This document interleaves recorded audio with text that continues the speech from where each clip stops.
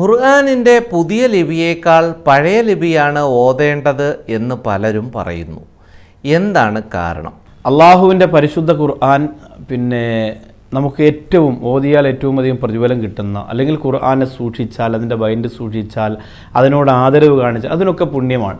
ഇപ്പോൾ പഴയ ലിപി പുതിയ ലിപി എന്ന് പറഞ്ഞാൽ നമുക്കറിയാം, പരിശുദ്ധ ഖുർആനിൻ്റെ ഇപ്പോൾ ഇറങ്ങുന്ന പുതിയ മുസഹഫുകളൊക്കെ കുറച്ച് പഴയ ആളുകൾക്ക് പാരായണം ചെയ്യാൻ വലിയ പ്രയാസമാണ്.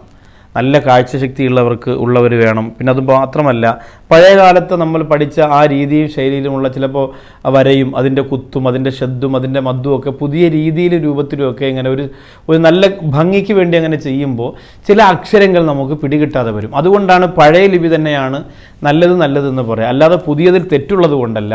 പഴയ ലിപിയിലാണെങ്കിലും പുതിയ ലിപിയിലാണെങ്കിലും അള്ളാഹുവിൻ്റെ വിശുദ്ധ ഖുർആൻ പാരായണം ചെയ്യുന്നത് വൃത്തിയോടെയും വെടുപ്പോടെയും ശുദ്ധിയോടെയും അതിൻ്റെ അക്ഷരസ്ഫുടതയോടുകൂടിയും നിയമാനുസരണവുമാണെങ്കിൽ അതിന് വല്ലാത്ത പ്രതിഫലമാണ്. പിന്നെ ചിലപ്പോൾ പ്രായമൊക്കെ ചെല്ലുമ്പോൾ ഇനി നമുക്ക് പ്രത്യേകിച്ചൊന്നും പഠിക്കാനൊന്നും കഴിയില്ല. ഉള്ള ആ ഒരു അറിവ് വെച്ചേ ഓതാൻ കഴിയുള്ളൂ.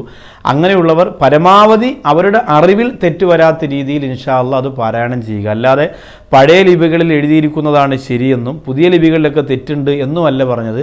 പുതിയ ലിപികൾ ചിലപ്പോൾ കുറച്ച് പഴക്കമുള്ള ആളുകൾക്ക് ചിലപ്പോൾ തെറ്റുകൂടാതെ ഓതുന്നതിന് ചിലപ്പോൾ ഒരു തടസ്സമായിരിക്കും.